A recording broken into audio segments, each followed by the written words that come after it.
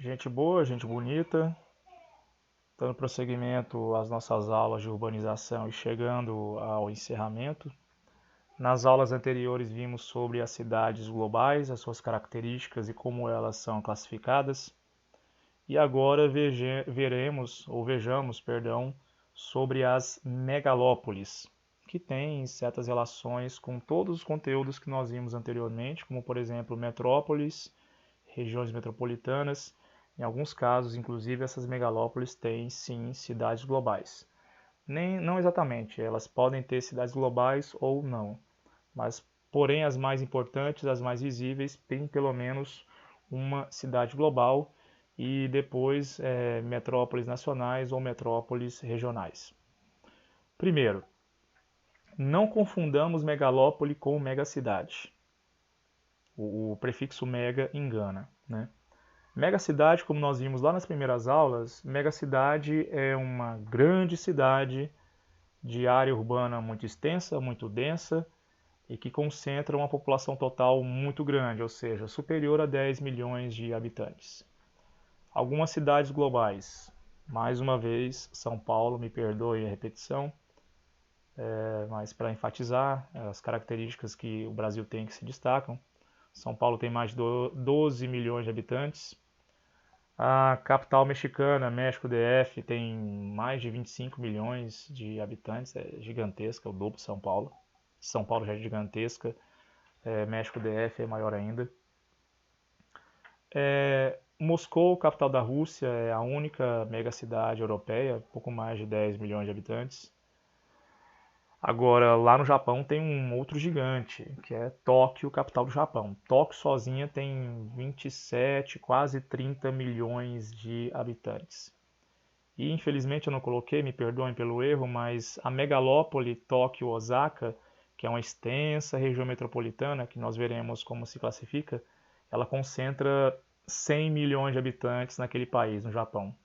Se o Japão tem algo próximo de 130 milhões de habitantes, 100 milhões moram somente nessa megalópole Tóquio-Osaka. Quer dizer, é uma concentração urbana magnífica e, para alguns, terrível ao mesmo tempo.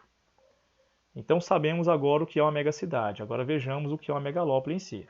Megacidade é uma cidade que tem mais de 10 milhões de pessoas. E o que é uma megalópole então?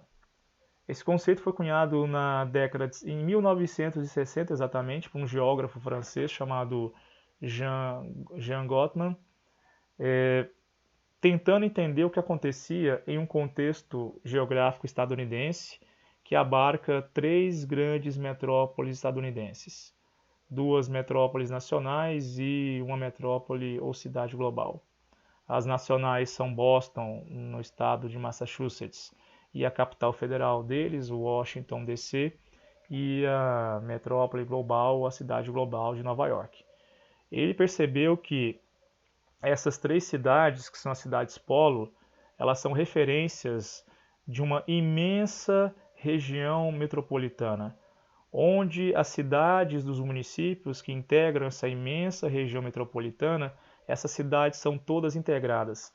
Só que essa imensa região metropolitana, ela não está referida somente a um espaço geográfico de uma unidade federativa ou estado daquele país, ou do nosso país, por exemplo, como veremos, desculpe, a megalópole brasileira ou a megalópole Rio-São Paulo.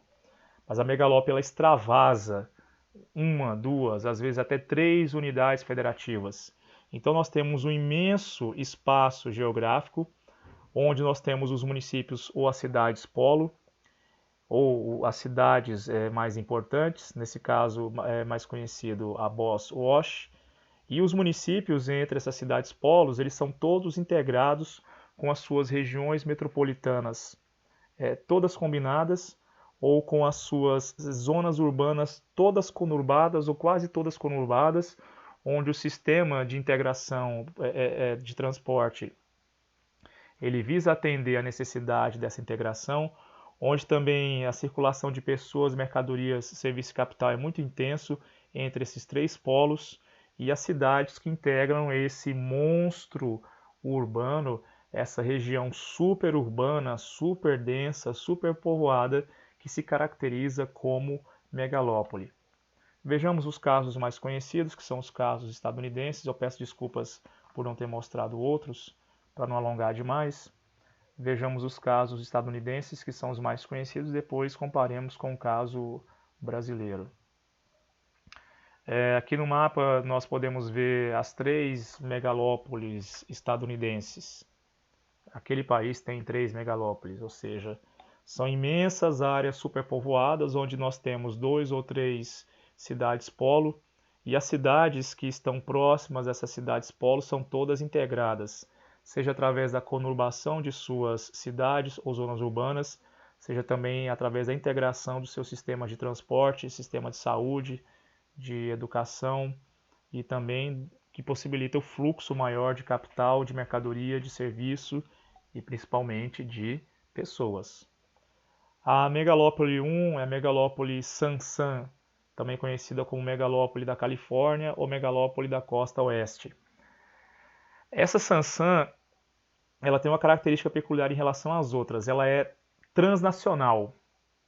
Ela não abarca somente uma extensa região super urbanizada na costa oeste estadunidense, onde os municípios polos são São Francisco e Los Angeles. Ela extravasa a fronteira nacional estadunidense e vai até o norte mexicano, numa província chamada Baja Califórnia, e uma cidade da Baja Califórnia chamada Tijuana, e as cidades próximas à cidade de Tijuana. Então essa megalópole San San é uma megalópole transnacional. Transnacional.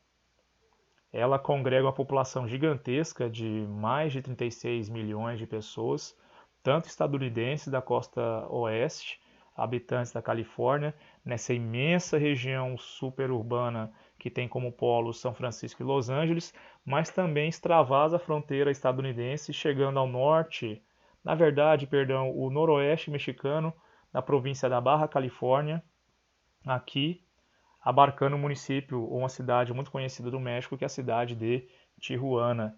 Então, Tijuana, cidades próximas, estão integradas à megalópole San San. Então, essa megalópole, pelo menos que eu me lembro até agora, é uma megalópole transnacional. Ela extravasa a fronteira de seu país de origem e alcança e influencia cidades do país vizinho. É algo magnífico, né? A segunda megalópole é a megalópole dos Grandes Lagos, ou a megalópole Chi-Pits, ou Chi-Pits. Me perdoem o meu péssimo inglês. Essa megalópole tem como municípios polo os mais conhecidos Chicago e Pittsburgh, mas também Detroit se destaca. Essa megalópole é a megalópole dos Grandes Lagos, uma das regiões industriais mais antigas dos Estados Unidos, uma das regiões pioneiras da industrialização de lá, industrialização pesada, industrialização de base, quer dizer, siderúrgicas e metalúrgicas, e depois as indústrias férreas que acabaram integrando esse país transcontinental que vai da costa atlântica até a costa pacífica. Essa imensa é uma das maiores do mundo. Essa imensa megalópole, Chi-Pits, ou a megalópole dos Grandes Lagos, ela concentra 50 milhões de habitantes. É algo absurdo. E as cidades vizinhas se integram através da conurbação com as cidades dos municípios vizinhos, e o sistema de transporte e também de infraestrutura, de educação, saúde e lazer é totalmente integrado. E a mais famosa, que o Jean Gottman serviu de referência ao Jean Gottman para criar o conceito de megalópole, é a megalópole Boss-Walsh, ou também megalópole do Nordeste estadunidense.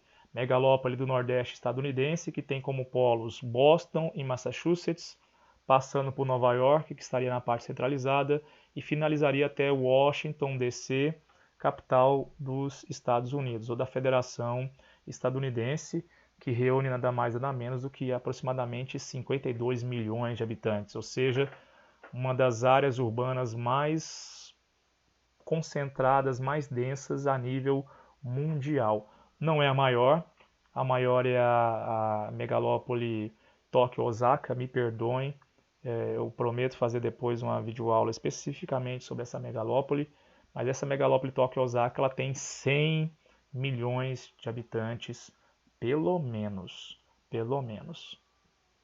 Pois bem, terminamos a parte introdutória das megalópolis, falando o que é megalópole, diferenciando-a de megacidade e usando como exemplos as megalópolis estadunidenses. Na última aula, na próxima e última aula, veremos sobre a megalópole brasileira e encerraremos essa primeira rodada, ou essa rodada, perdão, de aulas sobre urbanização. Até mais.